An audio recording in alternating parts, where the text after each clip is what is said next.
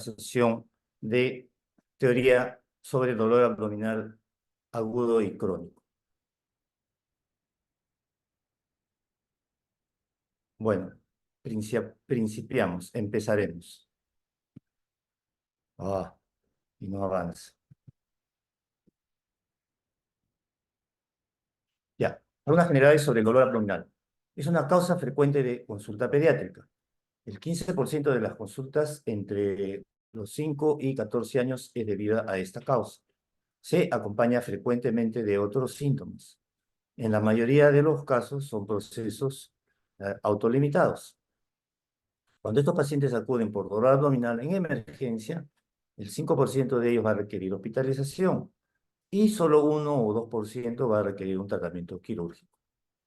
Entonces, en realidad, el dolor abdominal tiene múltiples causas, muchas posibilidades diagnósticas, ¿por qué están implicados muchos aparatos y vísceras? Entonces, se requiere por eso de conocimientos fisiopatológicos adecuados para el diagnóstico o sospecha diagnóstica. En cuanto a la fisiopatología del dolor, es importante recordar que va a estar en función del origen y la transmisión de las vías nerviosas. Entonces vamos a tener 3 tipos de dolor abdominal, ¿no? El dolor visceral, el dolor somático o peritoneal, o también denominado parietal, y aquel dolor referido. En cuanto al origen, el dolor de origen visceral va a tener su inicio en los receptores de las vísceras huecas o sólidas, o el peritoneo visceral, es decir, aquel peritoneo que está recubriendo las vísceras. Los estímulos pueden ser mecánicos, como por ejemplo, distensión, estiramiento, tracción o contracción. Puede ser también debido a espasmos viscerales o isquemia. La transmisión va a ser lenta y se va a realizar a través de la fibra C sin mielina. Las características de este dolor van a ser que es un dolor impreciso, mal localizado, difuso, con sensación de quemazón o incomodidad, de intensidad variable, no se va a encontrar una posición antálgica y va a estar asociado a manifestaciones vagales, ¿no? Como náuseas, vómitos, diaforesis, palidez, ansiedad y taquicardia. En cuanto al dolor somático o peritoneal, su origen va a estar ubicado en los receptores peritoneo parietal, en la piel y en los músculos. Los estímulos van a ser la eliminación de metabolitos tisulares post-inflamación o la isquemia. La transmisión va a ser rápida a través de la fibra C o las fibras A delta mielinizadas, ¿no? Por eso va a ser de transmisión rápida. Las características de ese dolor van a ser que son de característica o de un dolor bien localizado, punzante, intenso, que se va a exacerbar con maniobras o movimientos y que va a provocar quietud en el paciente, ¿no? El paciente adopta una posición antálgica.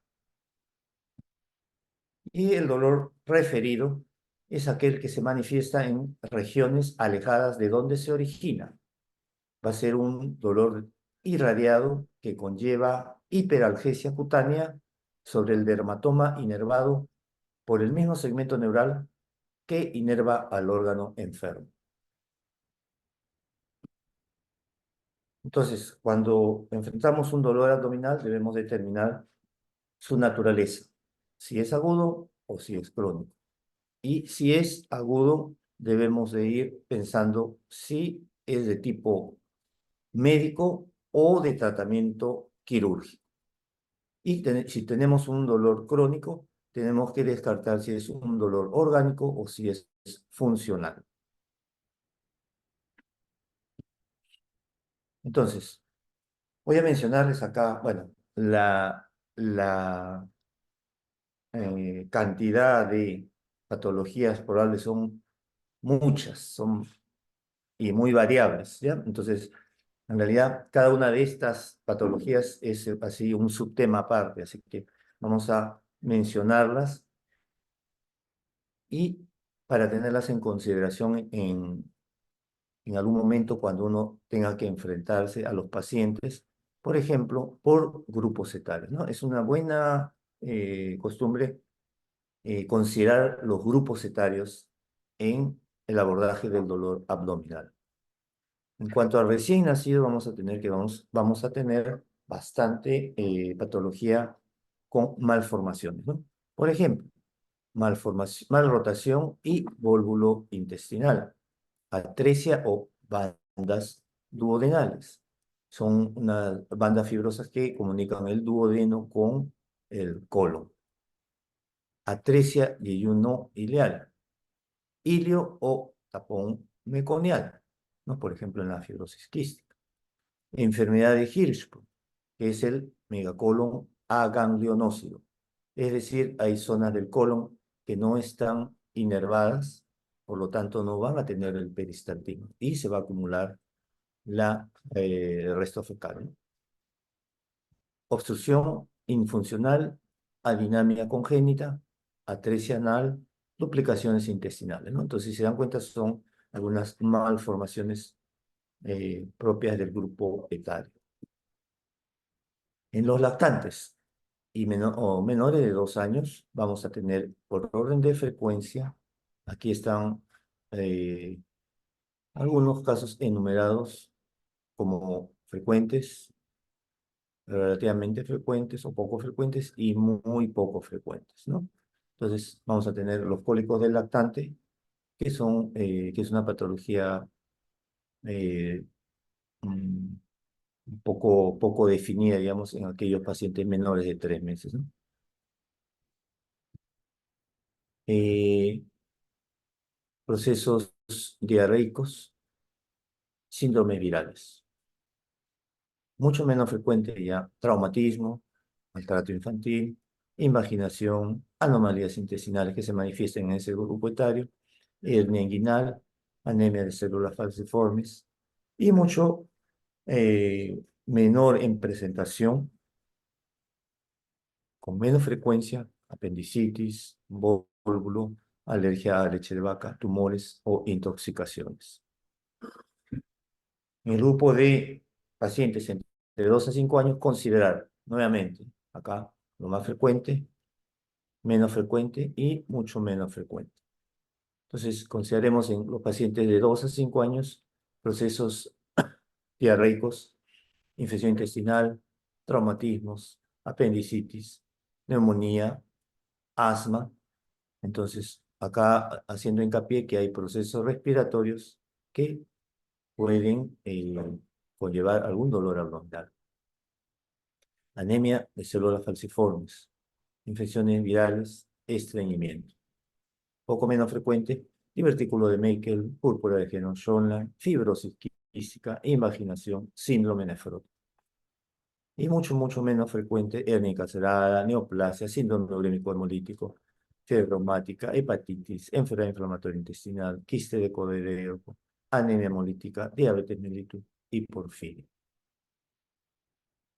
En el grupo de los adolescentes, considerar nuevamente, por orden de frecuencia, estos 3 grupos, ¿no?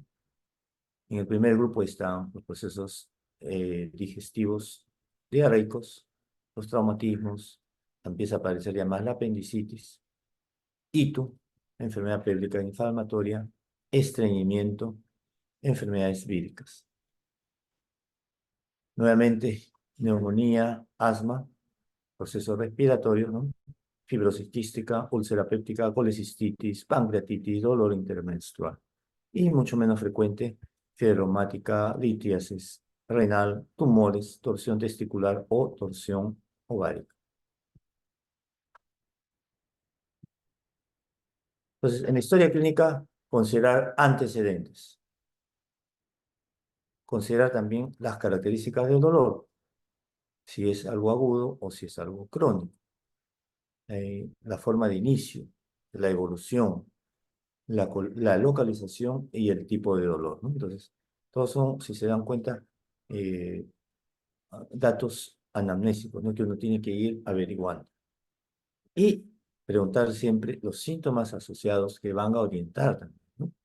Náuseas, vómitos, fiebre, diarrea.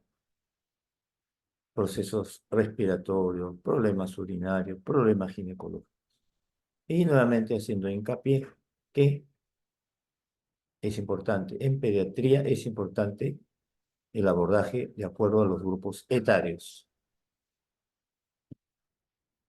¿Sugieren alguna patología quirúrgica? Aquel a dolor abdominal severo que va a durar más de 6 horas. ¿Sí? Aquellos pacientes que van a presentar vómitos persistentes, vómitos biliosos posterior al dolor. Y aquel paciente que presenta ya anorexia. En el examen físico vamos a considerar el aspecto general del paciente, haciendo una palpación abdominal suave, observando la expresión del niño. Palpar con toda la mano. Entonces, si uno considera el tamaño de la mano exploradora sobre el abdomen de un paciente pediátrico, digamos que la palma de la mano extendida sobre la pared abdominal va a ocupar buena parte de esta región. Entonces, uno debería posar su mano y suavemente hacer pequeñas presiones o deslizar suavemente la mano para ir haciendo la exploración física, ¿no? Entonces, debemos evitar palpar bruscamente o con manos frías o perpendicular al abdomen. Como mencioné, debemos más bien posar nuestra palma de la mano sobre el abdomen a explorar y deslizar suavemente la mano. Observar y repetir el examen luego de 3 a 4 horas. Entonces, vamos a considerar también algún enfoque por localización del dolor. En el epigastrio, pensar en gastritis, gastroenteritis, post-esfuerzo, dolor post-esfuerzo al vomitar, enfermedad ulceropéptica, apendicitis temprana, ¿no? Haciendo semiología del dolor en el punto solar, ¿no? Luego, cuando es periumbilical, es un dolor abdominal no específico. Podría ser una gastroenteritis. Y en el abdomen inferior, estreñimiento, infección urinaria, apendicitis de localización pélvica. En el cuadrante inferior derecho, considerar apendicitis, patología ovárica o testicular, por ejemplo, torsión, quiste, etc. Y en el cuadrante inferior izquierdo, estreñimiento, dolor abdominal no específico, patología ovárica o testicular. Hablando de exámenes auxiliares, lo primero que debemos recordar es que el diagnóstico de la mayoría de las patologías del dolor abdominal agudo en pediatría se basa en la historia clínica y en el examen físico. Entonces, los exámenes auxiliares dirigidos con criterio van a confirmar la sospecha clínica. En cuanto al laboratorio, como mencionamos, va a estar en función al diagnóstico de sospecha. Hemograma, electrolitos, urea, creatinina, PCR, transaminasas, amilasa, examen de orina, etcétera, etcétera. El hemograma es sugerente, el hemograma sugerente de proceso infeccioso no señala patología específica, ¿no? Es orientador nada más. Un hemograma normal no descarta una patología infecciosa. Considerar incluso que 10% de pacientes con apendicitis perforada tienen hemograma normal. En cuanto a la radiología, en la radiología de abdomen será útil cuando sospechemos de obstrucción intestinal. Cuando hay, por ejemplo, va a haber niveles hidroaéreos, una distensión abdominal marcada, litiasis renal, cuando aparezcan eh, radiopacidades cálcicas, o cuando haya perforación visceral y observemos neumoperitoneo. La radiografía de abdomen tiene poca utilidad en apendicitis. Otros análisis que se pueden pedir o otros exámenes radiológicos o de imágenes, podrían ser la ecografía abdominal, la tomografía, la radiografía de tórax, etcétera, etcétera, dependiendo pues de la sospecha diagnóstica. Entonces, exámenes auxiliares siempre con criterio. Dentro de lo más común en patología abdominal quirúrgica vamos a tener la apendicitis, ¿no? Que es la causa más frecuente de abdomen agudo en pediatría. La mayor incidencia se va a presentar entre los 6 y 12 años. En menores de 3 años va a haber generalmente una perforación al momento del diagnóstico, pero por suerte su incidencia va a ser menos del 2%. Y la clínica va a ser de un dolor abdominal increciendo, ¿no? Que va a presentar posteriormente anorexia, ¿no? El paciente sí presenta realmente anorexia con náuseas, vómitos, fiebre. En el examen físico, el paciente va a adoptar una postura antálgica, va a evitar movimientos bruscos, va a presentar defensa, rigidez muscular, abdominal, disminución de los ruidos hidroaéreos e hiperestesia cutánea. Laboratorio clásicamente debería observarse leucocitosis con neutrofilia y una PCR elevada. En cuanto a dolor abdominal crónico, es una definición antigua, pero que, digamos, ha servido como criterio hasta la actualidad, ¿no? Se define como 3 episodios de dolor durante los últimos 3 meses, interfiriendo con actividades diarias. En cuanto a la epidemiología del dolor abdominal crónico, se va a presentar en un 10 a 18% de la población escolar, con 2 picos, entre los 4 y 6 años y entre los 8 y 12 años. A partir de los 9 años hay un ligero incremento en la presentación o incidencia en el sexo femenino sobre el sexo masculino, ¿no? 1.5 sobre 1. En cuanto a la fisiopatología de este dolor abdominal crónico, se postula la hipersensibilidad visceral. Es decir, que el paciente va a presentar disminución del umbral doloroso visceral.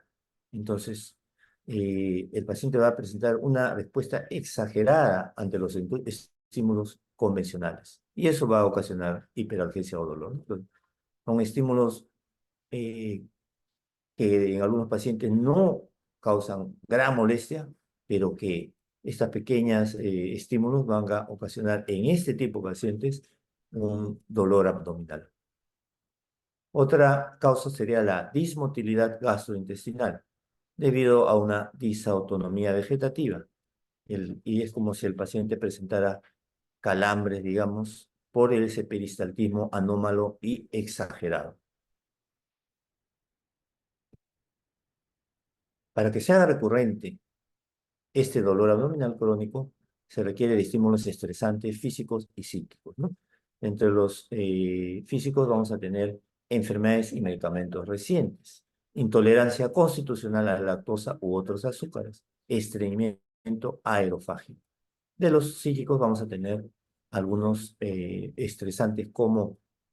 estresantes familiares como muerte, separación, divorcio, ausencia paterna o materna.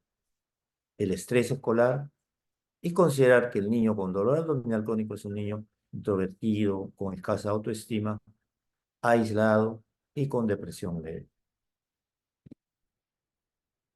Entonces, para el dolor abdominal crónico vamos a tener la clasificación por etiología, por localización. En cuanto a la etiología, vamos a tener, bueno, los dos tipos, ¿no? El orgánico, que corresponde al 10 al 15%, y el funcional o inorgánico, que corresponde a la mayoría de los casos, y cuyo origen no es explicable por alteración estructural o bioquímica, ¿no? Después de hacerle todos los exámenes o todos los estudios respectivos. ¿Sí? Eh, bueno, siempre hay la obligación de buscar una patología orgánica. Por localización, vamos a tener que puede ser epigástrica, periumbilical o infraumbilical. Entonces, El dolor epigástrico suele ser un dolor episódico o persistente, con plenitud postprandial temprana, con eructos, flatos, náuseas, vómitos. Es lo que se denomina la dispepsia no ulcerosa. En la región periumbilical es lo más frecuente. Y también tenemos lo de la presentación infraumbilical, con cólicos, distensión abdominal. Ahí no es metabolismo, sino meteorismo, meteorismo, alteración en consistencia o frecuencia de heces, tipo colon irritable, ¿no? Ya. El dolor abdominal funcional, algunas características, ¿no? Se presenta en mayores de 5 años, es paroxístico, dolor epigástrico, puede ser periumbilical o infraumbilical. Es un dolor sordo, agudo, tipo cólico, sin irradiación. Y van a haber intervalos libres de síntomas. No va a haber relación con actividades, comidas o patrones de defecación. Va a interferir con la actividad normal del paciente, pero el examen físico y exámenes auxiliares son normales. El DAC orgánico va a presentarse en menores de 5 años, generalmente, ¿no? Son con síntomas generales, ¿no? Y eso es lo que se denominan, pues, banderas rojas o red flags, ¿no? Que uno tiene que estar atento a estos signos de alarma, ¿no? Que deben hacer. Como por ejemplo, síntomas generales como fiebre, disminución de peso, desaceleración del crecimiento, síntomas articulares, vómitos, biliosos o con restos de sangre, un dolor que despierta al niño por las noches, irradiado de espalda, hombros, extremidades, con disuria, hematuria o dolor en fram. Considerar también algunos antecedentes familiares, ¿no? De enfermedad inflamatoria intestinal, úlcera péptica, etcétera, ¿no? Enfermedad perianal. Entonces, revisar columna, revisar la zona perianal, fístula, fisuras, colgajo cutáneo, sangre oculta en heces o sangrado macroscópico. Y en el laboratorio vamos a encontrar ciertas alteraciones como leucocitosis, BCG, baja albúmina, anemia, etcétera, etcétera. Entonces, múltiples son las causas orgásmicas del dolor abdominal crónico, ¿no? Por ejemplo, dentro de las intestinales, toda una serie de patologías, ¿no? Como esofagitis, gastritis, úlcera péptica, malrotación, las denominadas bandas de Lahr, pólipos, hernias, umbilical, inguinal, estreñimiento, parasitosis, cuerpo extraño, mala absorción de carbohidratos, tumores, problemas hepatobiliares, colecistitis, colelitiasis, quiste colérico, etcétera, etcétera. En cuanto al respiratorio, algunos procesos infecciosos, inflamación o tumor cerca al diafragma, es decir, procesos infecciosos que pueden afectar la base del pulmón, ¿no? O irritar el diafragma. Genitourinarios, como nefrolitiasis, pielonefritis recurrente, cistitis, endometriosis, metabólicas hematológicas, porfiria, angioedema hereditario, diabetes, enfermedad vascular del colágeno, células falciformes, etcétera, etcétera. Musculoesqueléticas, traumatismo, tumores, enfermedad de columna vertebral, etcétera, etcétera. Esto de acá corresponde a los denominados criterios de Roma, ¿no? En el 2016 fue la última versión en proceso de editar los criterios de Roma 5. Eh, son bueno, criterios para algunos procesos gastrointestinales que tienen que ser clasificados, ¿no? Entonces, lo que corresponde a pediatría, tenemos un pequeño grupo que tenemos en la parte G, lo que corresponde a G, tenemos el cólico del lactante, ¿no? O sea, G4. que está considerado dentro de lo que es dolor abdominal. Entonces, en G4, cólicos del lactante.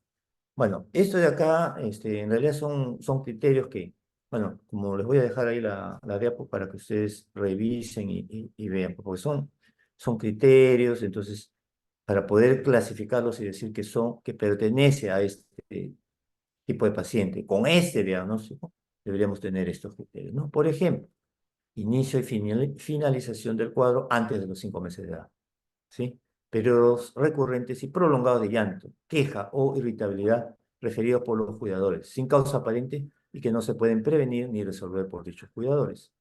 Y el paciente no va a presentar falla de medro, es decir, crece normalmente, aumenta de peso normalmente, no tiene fiebre ni tiene otra enfermedad evidente, ¿sí? Y algunos datos que se añaden, ¿no? Como presencia de llanto, queja, eh, dice, durante 3 o más horas al día, 3 o más días a la semana, ¿sí? Esto es lo que corresponde a G4. Luego, lo que corresponde a H, ¿sí? Y ahí entramos entonces en H2. Aquí están los trastornos de dolor abdominal funcional. Entonces, cada una de estas patologías, así clasificadas, tienen sus propios criterios para poder definirlos y diagnosticarlos como tal. A continuación, se los presento. Dispepsia funcional. Entonces, tienen algunos criterios en tiempo, tienen algunas sintomatología, en este caso, tiempo, 2 meses, de 2 meses, por lo menos 2 meses antes del diagnóstico y al menos 4 días al mes. Plenitud postprandial, saciedad precoz, dolor epigástrico, no atribuibles a ninguna otra enfermedad. Hablando de dispepsia funcional, con dos subtipos, ¿no? Síndrome de disconfort postprandial y síndrome de dolor epigástrico. ¿Bien? Son esos pacientes que uno les ha estudiado de todo y no tienen nada, pero no tienen un diagnóstico evidenciable a través de los exámenes auxiliares, pero sin embargo presentan esta patología o esta sintomatología de dolor abdominal. Se les cataloga como dolor abdominal funcional. El H2B, síndrome de intestino irritable, con algunas de las características que acá se mencionan, ¿no? Relacionado con la defecación, cambio en la frecuencia de posiciones, cambio en la forma apariencia de las deposiciones, ¿sí? Síndrome intestino irritable. Migraña abdominal, que presenta en al menos 2 ocasiones en los 6 meses previos al diagnóstico, ¿no? Entonces, dolor abdominal asociado a anorexia, náusea, vómito, cefalea, fotofobia, palidez, no atribuibles a otra enfermedad, después de una evaluación médica adecuada. Entonces, son nuevamente criterios. Entonces, para poder diagnosticar hay que encontrar estos criterios. Estos criterios sirven para sospechar o diagnosticar este tipo de patología funcional. H2D, dolor abdominal funcional no especificado. Aquí están las características, ¿sí? Ojo, pestaña y pluma. Bueno, entonces en el diagnóstico vamos a hacer una evaluación clínica completa, anamnesis, examen físico, averiguar antecedentes, algunos factores desencadenantes, con qué calma, cuando aparece, qué cosa toma, posiciones, antálgicas, etcétera, etcétera, ¿sí? Y averiguar también análisis del entorno social, escolar y familiar. En cuanto a los exámenes auxiliares, eh, recalcamos, lo principal es la evaluación clínica y observar síntomas de alarma que sugieran organicidad. Y ahí empiezan ustedes a hacer todo el estudio, ¿no? Hemograma, BCG, examen de orina, coproparasitológico, TB9S, pasan pues algunos otros exámenes como imágenes y posteriormente ya hasta algunos análisis o algunos exámenes invasivos, como la endoscopía. El tratamiento. Si ustedes logran encontrar una enfermedad orgánica, entonces el tratamiento debe ser el manejo específico de la enfermedad orgánica.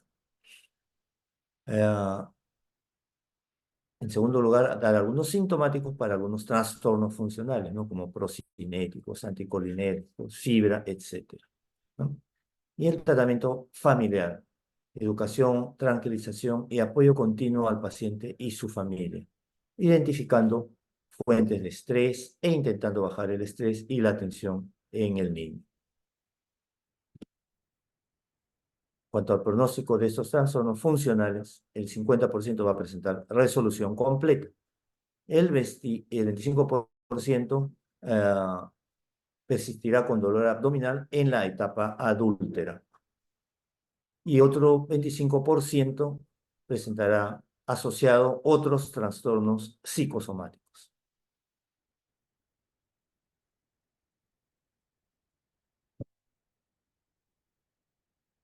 Bueno, hasta ahí es mi presentación. No sé si alguien quiera comentar algo.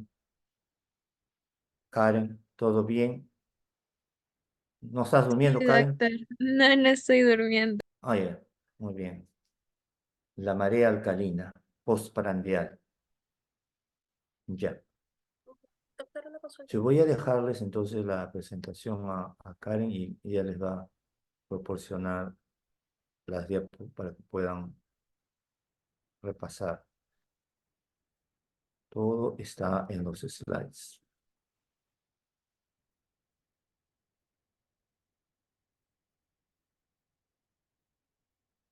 Ya, ya está bien. Entonces, Karen, les dejo acá para que puedan y después ya ingresar a la clase Sí, del doctor doctor, Silva, ¿ya? creo que le Entonces, quería les agradezco mucho. preguntar. Muchas gracias por vuestra atención, ¿ya? Que tengan muy buenas tardes. Muchas gracias.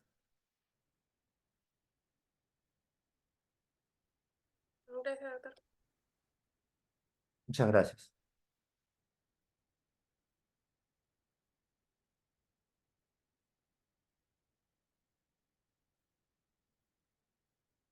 Doctor, disculpe, no se olvide de parar la grabación, por favor. Ah, ya. Tengo que parar la grabación. ¿Dónde tengo que parar la grabación? ¿Dónde dice parar la grabación? Ah, grabando. Acá. Detener grabación. Ya. Entonces voy a detener la grabación. Oh, detener grabación. ¿Está seguro de detener la grabación? Sí.